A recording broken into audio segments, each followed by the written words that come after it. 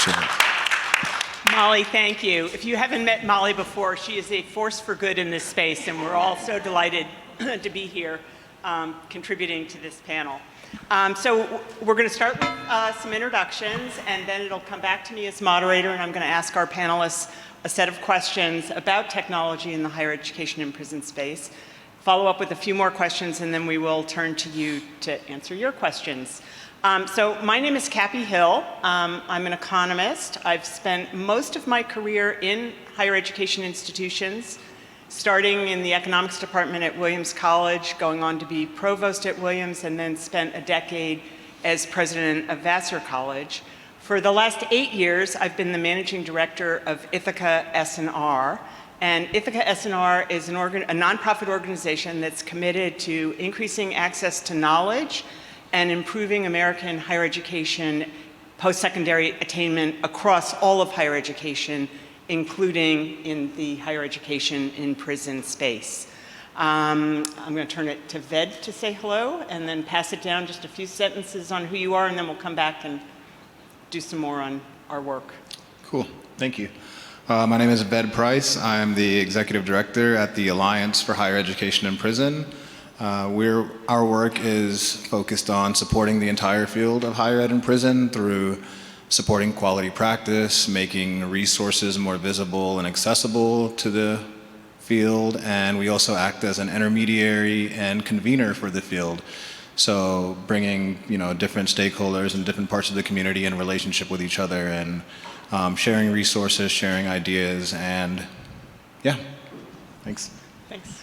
Hi, I'm Jessica Hicklin. I'm CTO and co-founder at Unlock Labs. At Unlock Labs, we're a tech nonprofit trying to build a better justice system from the inside out. What that means for us is that we train and empower justice-involved technologists to build open source technology with a focus on making corrections evidence-based and data-driven. My name is Rob. I work at Cornell University, where I direct our prison education program. Cappy. All right, back to me. And first slide, please.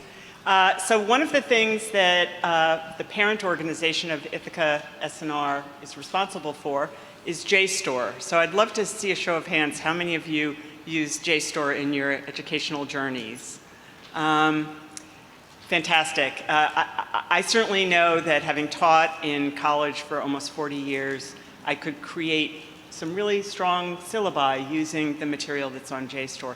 One of the things that we've done over the last few years is work to get JSTOR into prisons across the country, and the first slide just gives you an idea of the success that we're having. We're getting JSTOR into state prisons, almost more than two-thirds of them, in different formats, but increasingly using technology as a means of accessing those materials. Of course, getting JSTOR into prisons isn't enough. We have to make it really usable in the classroom and elsewhere, and that's still a work in progress. So next slide, please. We did a survey recently of educational folks involved in higher education in prisons. And basically what this slide just says is that almost 60% of those respondents, and again, it was not a completely random national survey, but are basically saying that learners in the prison space do not have adequate access to technology. So we have a lot more work to do, and this panel is going to fill you in on what they're doing to make that work, bringing best practices in the use of technology to the higher education and prison space so that, in fact, learners can take advantage of the education where they're there. Many of you who are in the room presumably know that Pell was reinstated this year, which is great. That gives access to resources, federal grants, to incarcerated learners who are eligible. And that creates a financial incentive for institutions to offer programs in the prison space. But again, that's not enough. We need access to great resources so that the quality of what students are getting is really valuable to them as they go through their educational journey. So next slide, please, and I'm going to turn it over to Ved to talk more about the Alliance. Thanks, Cappy. As I was looking at that slide, I was thinking 60%, about 60% don't have access to technology. I was just thinking, I bet 15 years ago, that number would have been 95%. So it's changed significantly over the years. And yeah, so I'll get to that piece. But our organization, kind of like I said, we're an organization that provides resources to the field. We convene the field. We help put people in relationship with each other. And we do a little bit of research and we do a little bit of development in terms of making resources accessible. So what you'll see here on the slide is a couple of project areas that we have. One is the Prison Education Book Connection. We partner with Norton, which is a publisher, to provide brand new academic books to thousands of incarcerated learners across the U.S. So I think in the last iteration we gave out around 4,500 brand new academic books, and 5,000, thank you, Susie, 5,000 books, and we all know how expensive college books are, and there are limitations to how much Pell covers as it relates to college. So it's one of the really cool projects that we were able to do in partnership with Norton. You'll also see RCHEP, which is a recent development of a platform that is for the field where all of the resources that we gather can live in one place. I get, 100 emails a week asking about different things like MOUs, student handbooks, various things. And so I was like, let's put together a platform where all of this stuff can live and where everybody can access it. So it's a platform that's open source, meaning anybody can upload their resources, documents, things of this nature. It's also a place where people can connect, share information as well. Another big project that we had is the National Directory.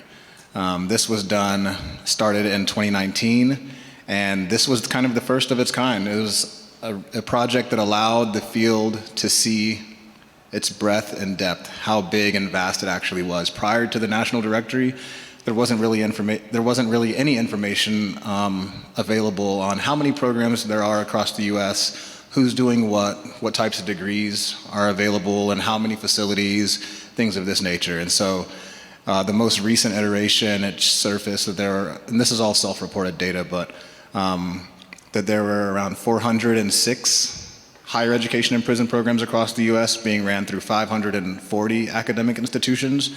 And this is an interactive map, so you can go on the site, you can click on different programs, you can see the degrees they're offering, you can see the facilities they're in.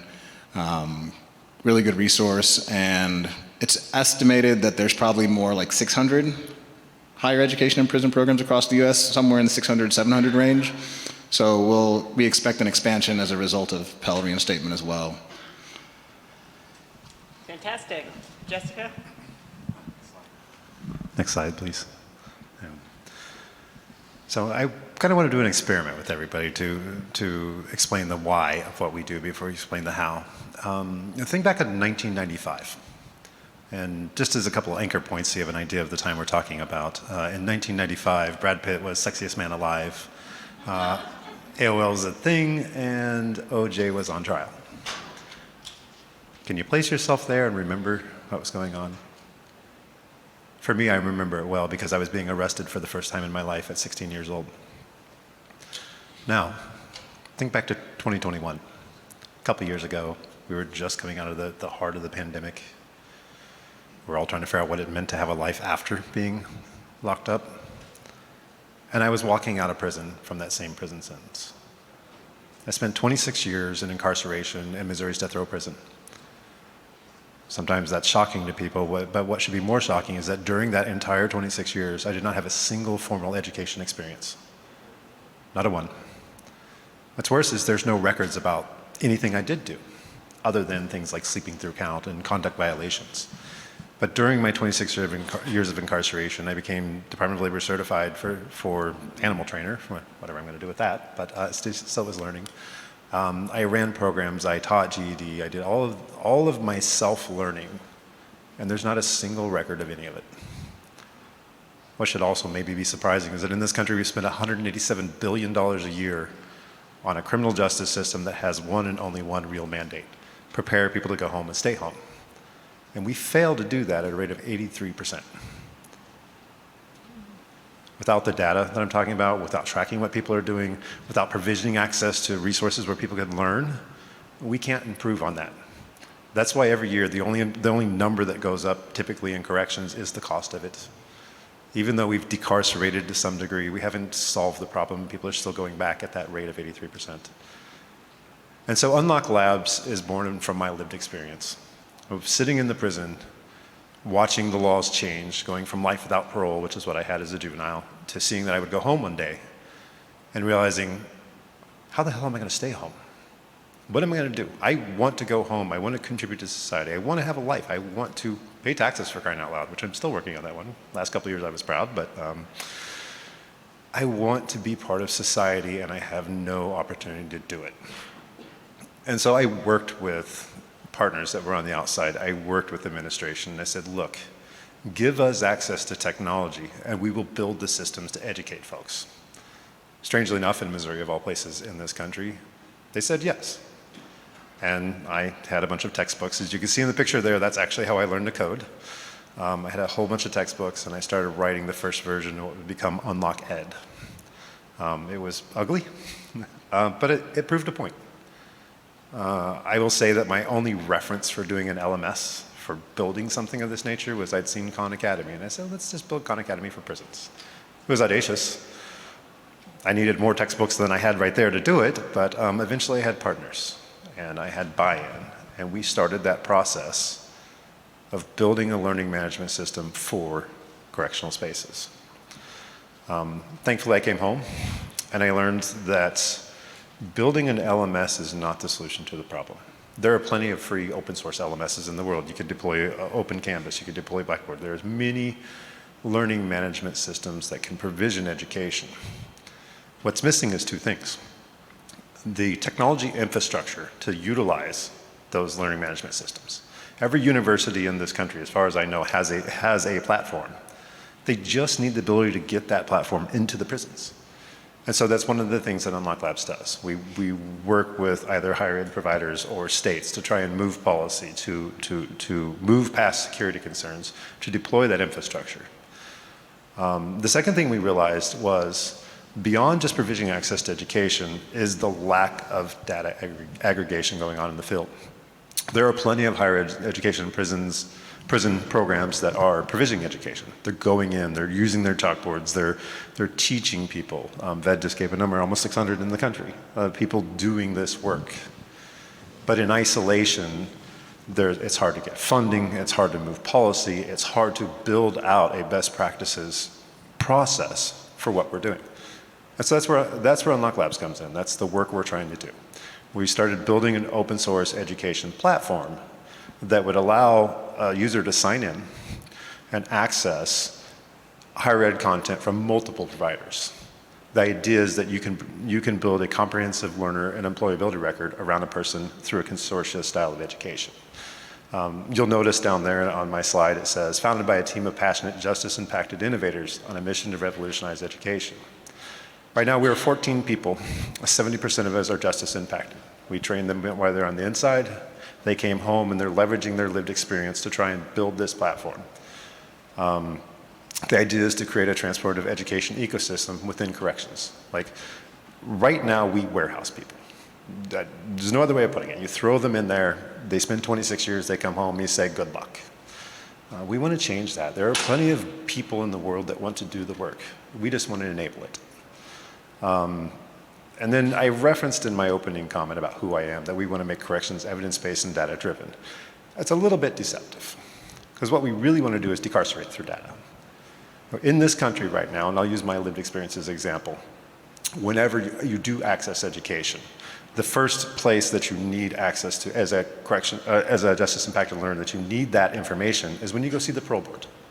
You need to be able to say, I did good things and I'm ready to go home. But because there's no platform like this in the space, because people don't have access to that data, the best thing I can do is show up as a bunch of colorful pieces of paper and say, please believe me that these certificates actually mean something. As a result, most paroling decisions are what I call correctional hokum. As people go, I have a stomach, I feel in my stomach that you may succeed. Of course, that's why we're failing. And the moment I walk out the door, I go to an employer and I say, please believe that I have skills. I took this higher education and prison program, and I've dealt with the emotional issues I may have had from the trauma I felt from incarceration. I can't prove it. because again, there's no comprehensive learner employability record. In this country, 70% of the states also have what they call earned credit release laws, where people can earn time off their sentence. They could prove, I'm ready to go home earlier. The problem is that almost every state doesn't use those laws. In fact, we did some research and found there's roughly 350,000 years worth of time that was supposed to be awarded. We don't do it because there's not a single source of truth. And finally, when it gets to the evidence-based corrections, like, look, we are failing at a rate of 83%. How do we fix it? No clue, because we cannot correlate what's going on with what's working. Despite the fact that in this country, we have what we think are static risk factors that make people go to prison, and when people come home on supervision, we have all these quality of life indicators like employment, housing, things like that. This huge black box in the middle says, we don't know what you did on the inside, so we have no idea how to increase these quality of life things. So that's what Unlock Labs is in the space to do. And the last thing I'll note on it before I pass it to Rob is that while we're in this space trying to design this platform, we're not trying to be the solvers of this problem. We just want to show there's another way of doing it. So whether somebody's using Unlock Ed, whether somebody's using some other platform, it should be vendor neutral, software agnostic, so you can use anything to just provision the education infrastructure to help people go home and stay home. Wow. Always great to be on a panel where you are learning as much as you hopefully are sharing. Thank you, all. So I am here to talk about the work we are doing at the Cornell University Prison Education Program. One thing on that, we would be one of those providers that Ved referenced in the giant pool across the country. Hopefully a good one. We operate in 4 prisons near Cornell University and provide an associate's and bachelor's program. And aspire to offer a full program, which is the challenge is the environment. So this is what my remarks will be about, and specifically a technological project that we have. For this, I need to share 2 premises, though my colleagues here have done a good job of probably bringing up a little bit. And one of them is that to understand our work, you need to understand that prison is deeply antisocial, fairly well covered, and probably presumed by most of our audience here. By that, the way it impacts college and prison is when you go into college and prison, you're probably there to help. The first thing you find is that the folks who run the prison are going to try to sort of recruit you into a sort of collusion with the way the prison operates as the status quo. Some of that's cultural and some of that is by policy. So a policy is you can't become personal friends with these folks in prison. You can't stay in touch with them when they're in a different prison after they've been in the prison where they're in your college program. So that leads to a specific problem to our field, losing track of our folks. The reason I put the Texas map up here, I don't know how many folks are here from Texas today. Any Texas folks? All right, some good Texas hands up there. Hi, Susie. Very large states, you can be very far away from not only your college, but also your community, your family, and what have you, as an incarcerated person. And so these remarks are addressed to, I have not been incarcerated, folks that are trying to be helpful from the perspective of a campus or an educator perspective.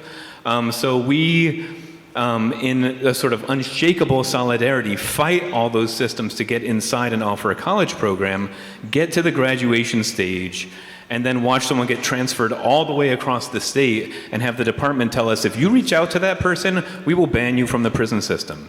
So what are we to do if we want to have the type of impacts that Jessica's referencing here? Okay, so that's premise one, the sort of fundamental antisocialness. And the second one, which you also kind of went into, so I'll just say a brief thing, is that prisons practice bad acts of magic in a way. They can make things disappear that we ought to be able to see. One is certainly like just the sheer violence of the whole system. It's not like policing on the outside. Again, 25 years ago, it was rare to have a video of what actually goes on with traffic stops. We are still in that moment inside prison that we are not with on the outside now, where people can simply whip out a phone and record something when misdeeds are occurring. Inside prison, that stuff has disappeared from the public eye. And so similarly, and this is where we're interested in education, watching our students disappear through policies that are designed to disrupt any kind of social connection with them. So telling us we can't follow up with our alumni if they've got remaining time on their sentence, say 10 years, and are shipped off to the border of Canada in our state, New York. How are we supposed to know when they're going to get parole? How are we supposed to find out if we can be helpful in reentry? How are we supposed to advocate for them to maintain a sense of that academic identity amongst the 600 programs, and many of which are in New York, so that they can get to the next college, so that they can have information about how to self-navigate educational systems that are on the inside. So okay, those are maybe some obvious things, but now I'll talk about the work that we're doing. And it needs to be said at least once. Probably everyone knows this, but it's just that the prisons are insipidly racist, classist, antisocial, and that this is like the antithesis of the folks that try to do this work. We are the folks that are like sponges for all the trauma of that system and are just willing to continue to like fight against it. So what have we done? We have developed a piece of software that goes to criminal justice databases where the states, I should say all 50 states we found, publicly post information about everyone in their criminal justice systems. I should say again, without their consent. So there's all this information online about where people are at, in many cases their physical characteristics, probably mainly aimed at shaming folks and permanently stigmatizing them. But then when we want to know where someone is so that we can help them with their education or rehabilitation, it's verboten that we even ask. We can't even write them a letter and ask them with a postage stamp. So what did we do? We created a piece of software that actually does, for folks that know technology, data scraping. So what that means is we actually pull the information on the students that are enrolled in college programs. We provide this tool for free to other college providers in the prison space, aimed at mainly just accessing the non-criminal data about our students so that we can keep in touch with them, so that they can be alumni like other alumni of our colleges, and so that we can advocate for that next step in their journey. So this one other image that's on the screen that you'll see on the right is an image of an automatic alert that is a result of the synthesis of some of that data that comes from the criminal justice system. You see docs info at the bottom there. And notice it's not talking about crime, it's not talking about the past, it's talking about the future, it's talking about when people are likely to be released. This is an actual email. I've anonymized it, folks, so we're not actually revealing anyone's identity through this. But we get real alerts like this on our actual alumni who are in the prison system, and you see that what this one is, I highlighted the sentence that says redacted, was transferred from Auburn Prison, a prison that we operate in, where this person, you can see at the top, was with us for many years, several semesters of college, achieved an associate's degree in 2019, and now, as you can see, it's an email alert. On the date of this email was moved to another prison, which is called Wallkill. Wallkill is a place where New York University, NYU, has a bachelor's degree program. So we were able to find this out the week that the person was moved. Of course, the prison didn't tell us. They don't even want us to talk. So we had to find this out on our own by developing a piece of software that would help us figure this out. So we could reach out to NYU at Wallkill and say, hey, you've got a world-class college student who's been at an Ivy League school, Cornell University up here in Auburn, and they're ready to go on to their next degree. You also see that because the other data points that we're interested in have to do with parole, this person has enough time remaining on their sentence that were a bunch of credits accepted from their antecedent associate's degree, they could finish their bachelor's degree before they're paroled. And also you can see that they're from Kings County. This person's headed to Brooklyn, which is near NYU. So there's actually a real possibility for scaffolding support for this student, but that information would be completely unavailable to us, and actually the prison system would be hostile to us finding out were it not for this technological innovation that we've come up with. So what we're doing now is trying to share this with programs throughout the country so that other folks can start to bridge that gap between the in-prison classroom and the return to the community. And I know my colleagues have a lot more to say about this, so I'm going to hand it back to Cappy. That's just amazing. I mean, it's incredible how much work needs to be done on policy changes, on using technology to keep in touch with students so that they don't get lost when they move, and also keeping track of what students are doing or incarcerated people are doing so that when they get out, they have some kind of transcript of the skills and credentials that they've gained that can help them when they are out. From my perspective, I'm always incredibly interested in how many of the issues that higher education on the outside are similar and different on the inside. We haven't talked as much about best practices for learning for students in higher education programs. We've been talking about ancillary ways in which technology can solve just this incredibly long list of problems that are faced in this space. But I'd like to turn to higher education in prison programs and the role of technology in those programs. Are there ways, and Jessica, you've touched on this a bit, definitely with LMSs, but are there ways in which technology can bring into the prison space best practices from higher education more generally? And I'll just mention one. I do think that access to course materials is incredibly important, and that's something that should be pretty straightforward to work out. One maybe I'll come back to a little bit later is transfer credits, which is an issue in the prison space. On the outside, it's also a huge issue with students earning credits that then don't transfer, and it leads to their not being able to complete their degrees. So who would like to start? Jessica, you want to start? I have just a couple examples that I think are maybe not obvious if you're not in the space. And even before you get to transfer credits, simply transferring in continuity, period. For example, in Rob's example of his students, yeah. This happens everywhere. A student is just transferred. And it doesn't matter what their progress is. It doesn't matter anything else other than the fact that somebody decided a policy said this person needs to go from prison A to prison B. And even if Rob was offering a program at that prison, I mean, it's on the college to figure out a way to transfer all of his information. And as soon as they transfer that person to a lower level, which typically happens on your way out the door, all continuity of learning is lost. The other thing I'll touch on that's even simpler than that. When's the last time anybody wrote a term paper, literally with a pen and paper? In prison, without technology, you do that. And if you type it so that, dear God, your professors can actually read your handwriting, which maybe I had that problem once upon a time, and you have to change it. You have to retype your whole paper. And so technology allows people to actually participate in the education process in such a way that the process itself isn't a hindrance. Yeah, just I think the ability to improve writing when word processing came in was huge. I'm old enough to have had to type my papers in graduate school, and it was not fun, I can tell you that. And you certainly didn't revise because there's no way you were going to type it a second time at 2 a.m. Just quickly on the transfer issue too, this is going to be incredibly important with reinstating Pell, because if you've used Pell to pay for your courses and you get transferred in between, you owe that Pell money back to the institution, and is a force on the outside for actually creating debts that get students into trouble. So that's going to be something that's really important.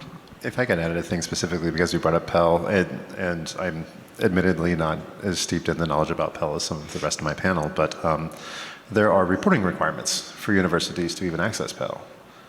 How do you get that information?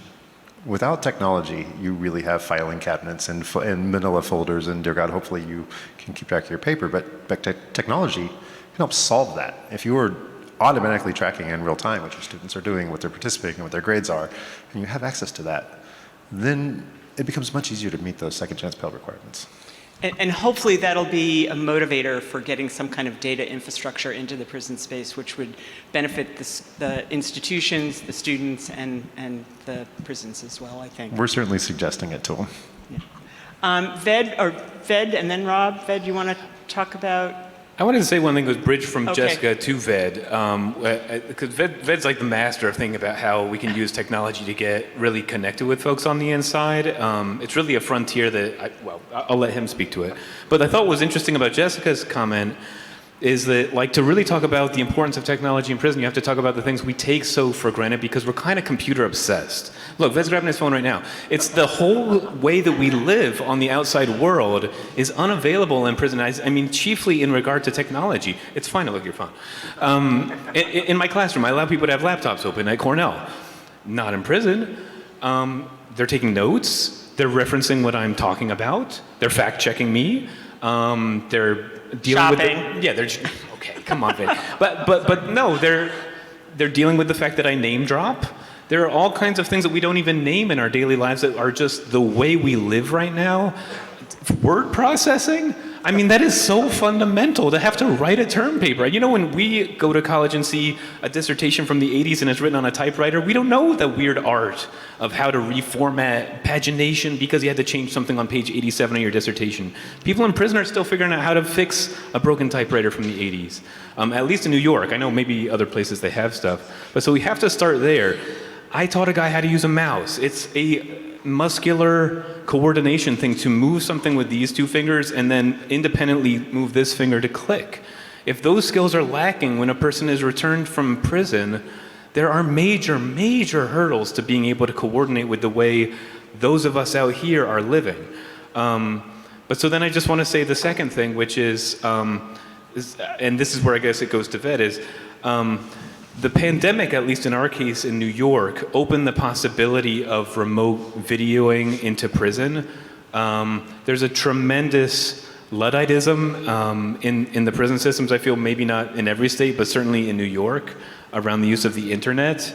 And I want to say manufactured, and I almost want to say fictionalized concerns about what will happen if incarcerated people are allowed access to the internet, because we pathologize folks in prison. I mean, people on the outside are doing messed up things with the internet. Like, just make me no joke about it. But the absence of that is removing an entire epistemology of how modern life occurs. Search is the epistemology by which we answer basic questions about how to navigate through daily life. And so we're actually manufacturing, with Jessica's help, weird offline versions of how to do things like searching for your own answer using a device so that people can have access to the muscular and cognitive processes that are how we live in 2024. And it's an added punishment and a disservice to the ostensible mission of justice in prison that those things aren't in place yet, and that we have to be working on it as outsiders to the system. But instituting higher education and prison programs supported by Pell hopefully will allow greater integration of technology into the educational space so that there'll be kind of a twofer. Not only will students get a degree of some sort, hopefully, but they'll learn these technology skills that are just key to surviving day-to-day life. So, Ved, you want to jump in? Yeah. I was pulling up my statistics. I wasn't checking Instagram. So, you know, part of our mission is supporting quality practice, quality education, and what that means is finding the best way to preserve what education looks like inside of prisons in relation to what it looks like not inside of a prison, so what it looks like on a campus, and how can that be mirrored. So in the event that somebody is released and they want to continue their education, what they received on the inside of a prison isn't starkly different than what they step into a classroom, right? So things, okay, gotta get that phone. I'm just playing. It's all good.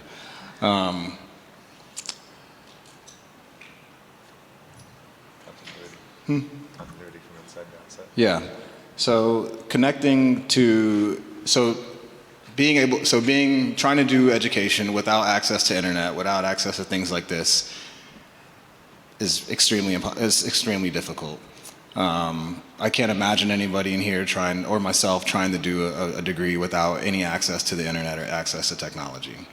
So to kind of pick up on what Rob was speaking to, as a result of COVID, technology has become a much more culturally accepted thing inside of prisons in ways that could have never been imagined 20 years ago. Internet access, IT departments reviewing policies, how to make this stuff accessible while preserving safety and security interest as well. So, you know, with that, we started thinking about, okay, what also became normalized as a result of COVID? Remote work. Speaking about quality education, we think about what are some of the components that make education quality.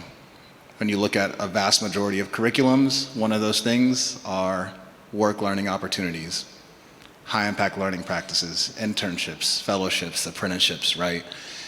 The mechanism that allows you to see what your education means in practice. And that's something that's been missing forever inside of prison spaces. So thinking about it, right? What does this mean? This means that now the conversation can be had around people who are incarcerated participating in remote work opportunities, internships, things of this nature. Another caveat is that with Pell reinstatement, the incarcerated population is also now eligible for federal work study dollars, right? So that opens up the conversation for employment and work. We know that on average, people are released from prison with less than $150 to their name. That's even after doing 10, 15, 20 years in prison. $150. Yeah, but they're working the whole time, probably getting paid 60 cents an hour. The average money that somebody goes into a prison with, less than $150, right? I'm gonna pull these stats back up just to give some framing. 85% of incarcerated people have either a high school diploma or less. 85% of almost 1.5 million people. 75% of formerly incarcerated people are still unemployed a year after being released. Recidivism rate for people released from prison, 70% in those 5 years. So I started thinking about the economic piece of this, right? What is the purpose of education? It's to help people get careers. I think it helps you rationalize and think about your worldview and think about all these other things, but essentially we all go to school. Did anybody not go to school to get a job in here? Okay, I didn't think so. So for me, I was thinking, okay, these people are doing all this time and they're being released with $0, no work history. And what if somebody gets a bachelor's degree and they still have 10 years left on their sentence? What if somebody gets a master's degree and they still have 15 years left on their sentence? What is the return on investment?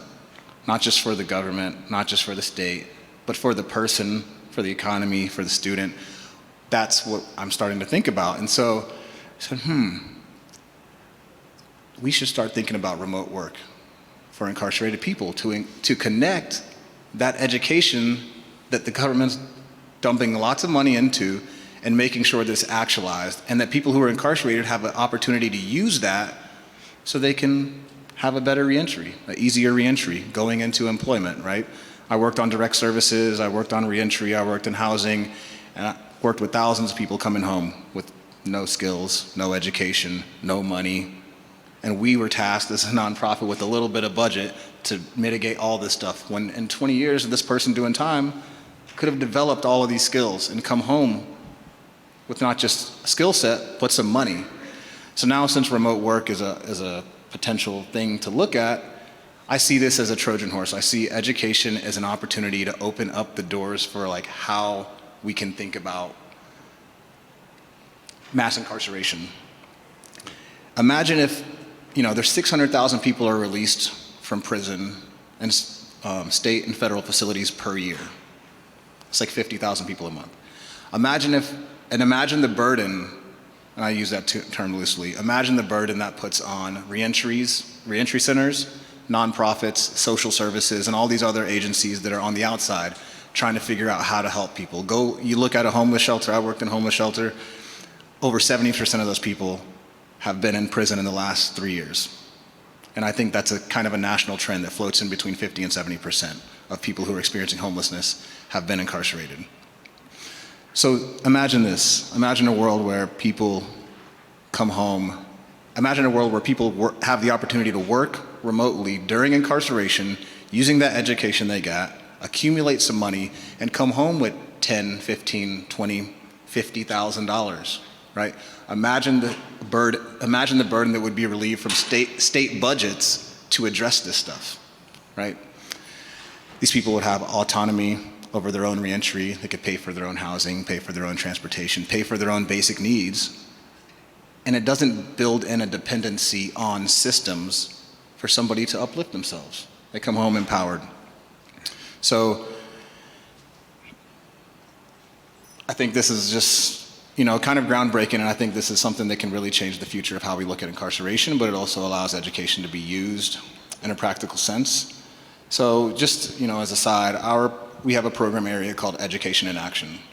And this is concerned with helping create work learning opportunities for people during incarceration, paid work learning opportunities The real goal is to use this program area to lay the foundation for what remote work could look like for people who are incarcerated. So we're using education as the entry point, because that's a very legitimate entry point, and part of quality education, we know internships and fellowships are part of that. So anyways, we're using that as an entry point for talking about employment during incarceration. So people can come home with money. They don't have to go beg a parole officer or a nonprofit for some help to get housed, because people are being released straight into homelessness.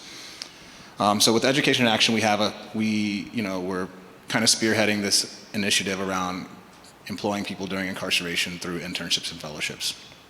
We've been working with Maine Department of Corrections to do this and hopefully set some precedent for models across the US for a national conversation.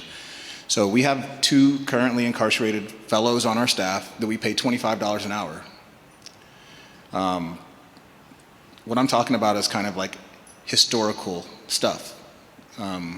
This isn't forced labor. These aren't people who are being forced to work for 60 cents an hour, and if they don't, then they get all of their privileges taken away, like phone calls, commissary, all of these things. This is full-blown employment.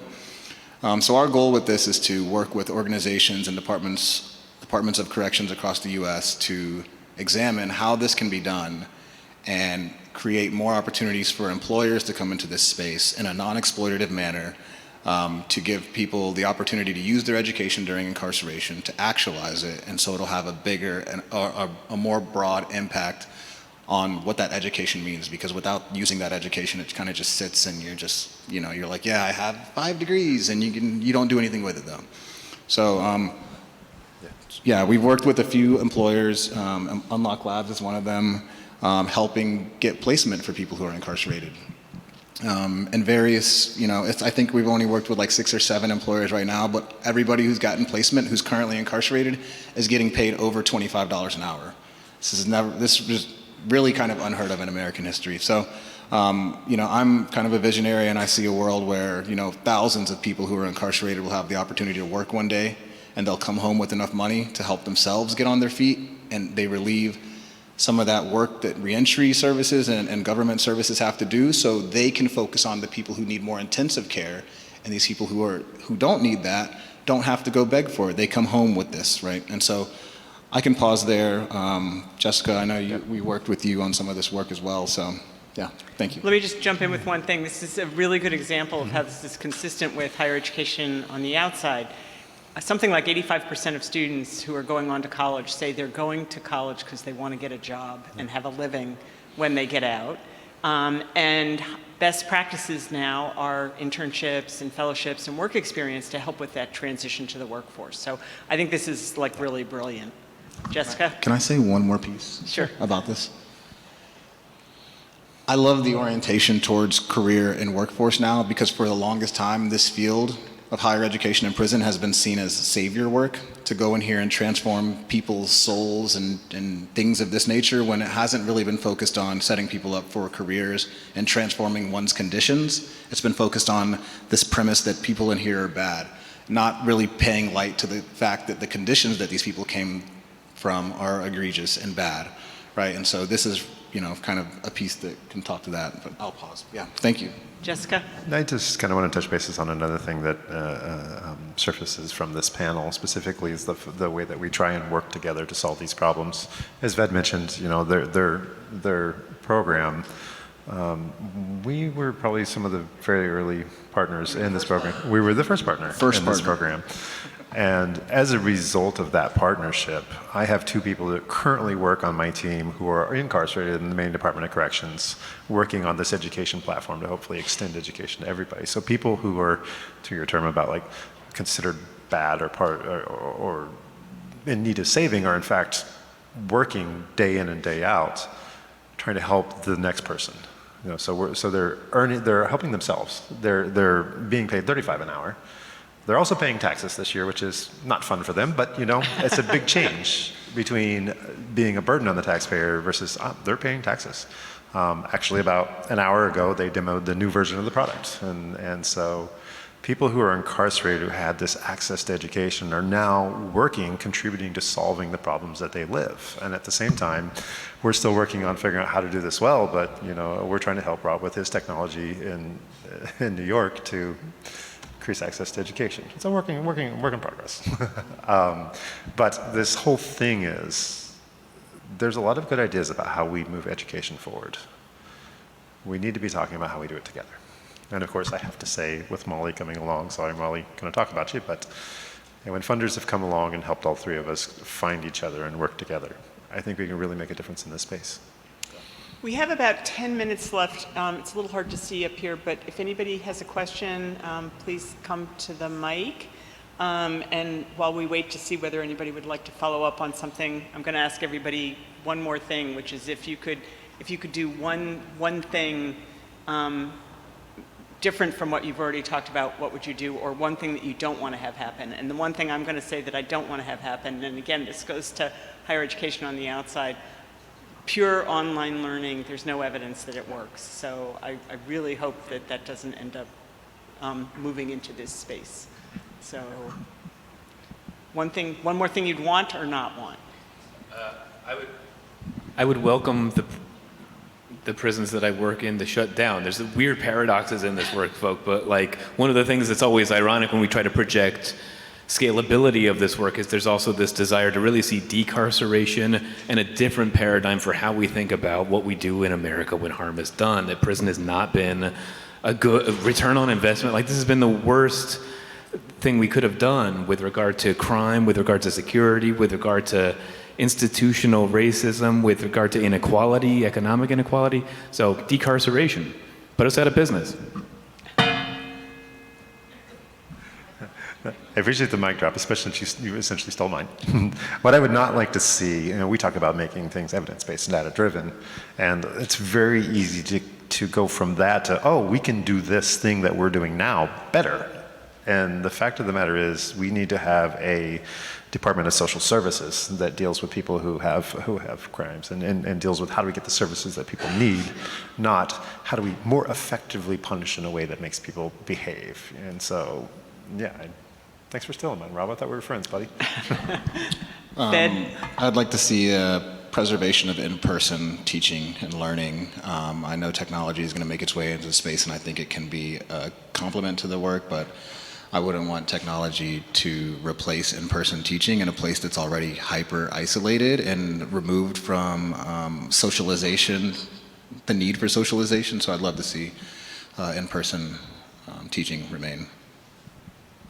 Yeah. Commenting just something on one of Rob's points, I think an issue that we talk a lot about in our work is thinking about greater economic opportunity for low-income students coming from low-income families, and that would contribute to less income inequality across America.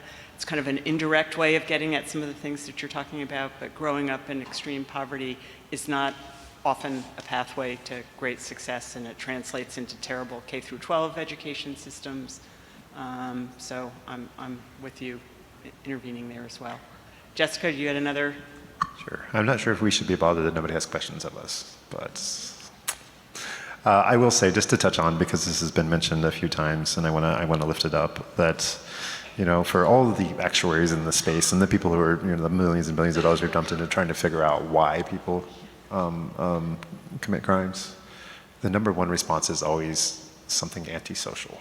It's always because they were not part of the social construct. So to the point of the need for continuing to do hybrid education and using technology as a support, I mean, if we reach the point where we say, well, we can just throw people in a box and throw some technology at them and all of a sudden they're going to be better, then we're ignoring all the research that's been done. That's exactly the opposite of what we need to be doing. Exactly. And the response to COVID in many higher education institutions was to realize the incredible value of being in person. And so while we learned some things, one of the things we learned was we wanted to go back to the classroom. So we have some questions here. That'd be great. Hi. I actually work in a K-12 environment, but we support our juvenile court and community schools. And so we are really trying to bring opportunities to our students that will help them get jobs when they exit the juvenile community court schools.